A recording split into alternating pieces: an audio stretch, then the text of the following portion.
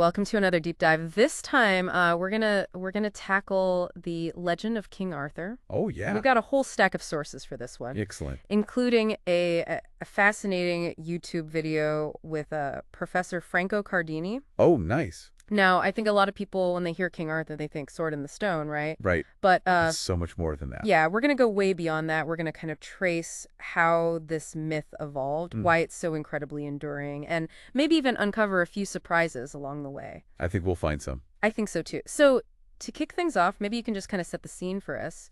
When and where are we talking about? Okay, so picture this. 5th, 6th century Britain.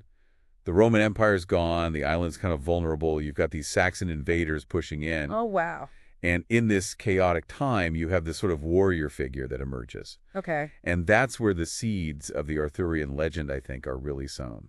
So is this warrior like an actual historical figure, or are we talking purely myth? Well, that's where it gets really interesting. Professor Cardini, in that YouTube video, he points out that the earliest mentions of Arthur, they actually come centuries after these events supposedly happened. Really? So trying to separate like fact from fiction, Oh, wow. it's almost impossible. So it's, yeah, like trying to find a clear signal in all that noise, you know? Absolutely. So how do we get from, this nameless warrior shrouded in mystery to like the King Arthur, that everybody kind of knows? Like, how does that transformation happen? It's a process, right? It's like layers of stories building up over time. Okay. So you have these early chronicles, like we've got Gildas. He mentions this big battle against the Saxons, but doesn't even name the hero, Right. And then you go a few centuries later, and Nedius, he gives us the name Arthur, but he's still very much a warrior, not a king yet. Uh-huh. But then comes Geoffrey of Monmouth, right? Right.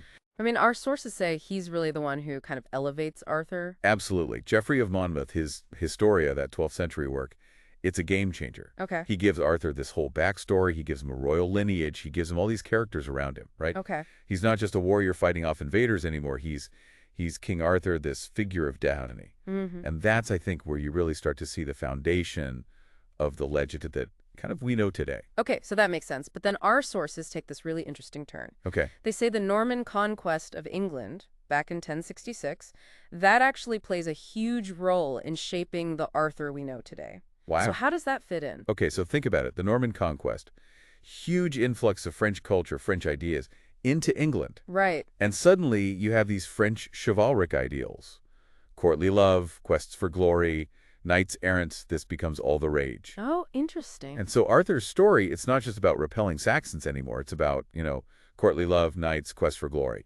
So wait, you're saying a French influence shapes this, like, quintessentially British hero? Exactly. It's amazing. That's fascinating. Just tell me a little bit more about how that happened, how that worked. Okay, well, think about Chrétien de Troyes. Okay. He's a French poet in the 12th century. He's writing all these Arthurian romances, right? Mm-hmm. Bringing in those chivalric elements. He introduces the Round Table. Oh, wow. And suddenly, Arthur, he becomes this symbol of this idealized, romanticized past. And it's through these French romances that Arthur, he really explodes in popularity, not just in England, but all across Europe. It's amazing how much, like, cultural exchange there was. Right. But this whole French influence, it raises kind of a question for me. You mentioned chivalric ideals, but like, what did that really mean back then? It's not like you had knights in shining armor, like rescuing damsels every day, right? Well, right. Chivalry, it was more than just rescuing damsels. It was like this whole code of conduct for knights, right? Emphasizing courage, honor, loyalty to your lord, courtesy towards women. Oh, I see. So it was, in a way, it was kind of idealizing warfare, trying to create a sense of order, nobility in this very chaotic world. So it's like projecting a certain image, setting a standard, even if reality wasn't always living up to it. Exactly, yeah. And that image, the chivalrous knight, the noble warrior, it becomes very deeply entwined with the figure of King Arthur. It's amazing how, like, literature can shape our perceptions of historical figures even centuries later. Absolutely. And speaking of shaping perceptions, our sources point out that John F. Kennedy, even in the 20th century, he modeled his presidency on Arthur's court, calling it Camelot. Wow. And it makes me wonder, like, was he really embracing those Arthurian ideals, or was it more about, projecting an image? That's a great question. Was Kennedy genuinely inspired by those ideals? That honor, chivalry? Or was Camelot just a clever, like, PR strategy. I don't know. Something to think about. It is. So we've got this image now of King Arthur and his knights and chivalry and nobility and all that. But then our sources throw in a little scandal. The Oh. love triangle. Arthur, Guinevere, Lancelot. Yeah. Was that always a central part of the story? It wasn't. In the early accounts, it's barely there. Oh, really? It's as these French romances, those chivalric ideals, start to take hold, that the affair becomes a bigger part of the narrative. So less about historical accuracy, more about like how the story evolves to fit the tastes and trends of the time. Exactly. And as the story spread, it picks up these new elements, new interpretations. I mean, our YouTube source even points out that Dante's Inferno, written in 14th century Italy, includes Guinevere. No way. Yeah. Dante's Inferno. So we've gone from Britain to France to Italy. Amazing. I mean, the reach of this legend is incredible. It shows you how the Arthurian legend, it kind of transcended its original context, right? It became this cultural touchstone, this source of inspiration for artists, for writers, exploring these themes of love, betrayal, the human condition. Yeah, totally. So we've got this evolving legend shaped by all these different cultures. But then our sources bring in another element that almost seems to come out of nowhere, the Holy Grail. Right? So how does that fit into the story? The Grail, it's such a fascinating addition because it doesn't appear in the early versions at all. Really? It's a later development, and most likely influenced by the church. The church. Yeah, they wanted to make the Arthurian story more Christian. Ah, so they're giving this sort of pagan-tinged legend a bit of a holy makeover. Exactly. The Grail becomes this sacred object, this symbol of divine grace, and its quest becomes this ultimate adventure for Arthur's knights. So the focus shifts from like battling Saxons to this like spiritual quest for the Holy Grail. Absolutely, yeah. But wasn't there like some resistance to this Christianization of the legend? Did everyone just kind of accept the Grail? That's a great question, and it's something I think we should definitely delve into deeper. Not everyone was totally on board with trying to make Arthur more Christian. Right, right. I mean, you're talking about blending these tales of magic and warriors and pagan elements with church doctrines. It wasn't always a smooth fit. It sounds a little tricky. It was definitely tricky, yeah. So how did they try to bridge that gap? Well, they tried to kind of reinterpret some of the more, I guess, problematic elements. Okay. Like, say, Merlin, for example, the wizard, right? Powerful. Yeah. There were attempts to portray him as like a figure redeemed by Christianity, but that whole association with magic, it's still kind of, it was this source of tension. Yeah, like trying to fit a square peg in a round hole. Exactly, and it reminds me of, how some cultures try to absorb older traditions into like their dominant religion, right? You get these interesting blends of beliefs. Totally. But in this case, you're right, the church, they had a very specific agenda. Right. They wanted to use the popularity of the Arthur legend to promote Christian values. Oh, okay. So they shift the focus to elements that align with their teachings, like the Grail, for instance. It becomes more than just a magical object. It's the Holy Grail now, a symbol of divine grace, salvation. It's interesting how a symbol can take on such different meanings, depending on who's interpreting it. Absolutely. So how does this focus on the Grail? Like, how does it change the overall narrative? Well, it's a major shift. The quest for the Grail becomes like a spiritual pilgrimage, this metaphor for the search for enlightenment, redemption. It's not just about Arthur and his knights as warriors and defenders anymore. It's about their inner journeys, their spiritual growth. Okay, and this is where the character of Percival comes in, right? Right. He's often portrayed as the knight who actually achieves the Grail. So what makes him so special? Well, Percival, he embodies this ideal of spiritual purity. Okay. And unlike Lancelot, who's kind of consumed by his love for Guinevere, Right. he can't attain the Grail. But Percival, he's driven by a pure heart, this yearning for spiritual understanding. So Lancelot, the greatest knight, is disqualified because of his love for Guinevere. Yeah, in a way, yeah. That adds a whole other layer to the love triangle. It does. It really highlights that conflict between earthly desires and spiritual aspirations. Right. And Percival, he represents the triumph of faith and devotion over those worldly temptations. So he becomes the hero of the Grail quest. That makes sense. And in some version, like a Grail quest actually becomes more important than Arthur himself. It does, yeah. How does that happen? Well, it's a gradual evolution, but as the legend develops, that focus shifts from Arthur's role as like a warrior king to the spiritual journeys of his knights.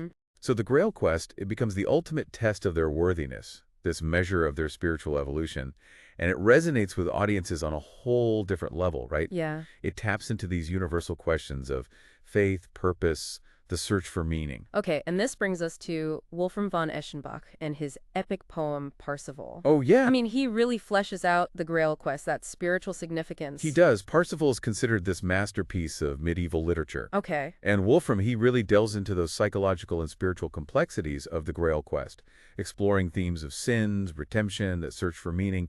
And his version is so influential, it lays the groundwork for all these later adaptations, like Wagner's operas. Right. Speaking of Wagner, it's so interesting how the Grail myth goes from like originating in Celtic Britain Right. to being kind of powerfully interpreted by these German artists. Isn't that amazing? It's incredible. It just shows the enduring power of these myths, how they transcend cultural boundaries, right?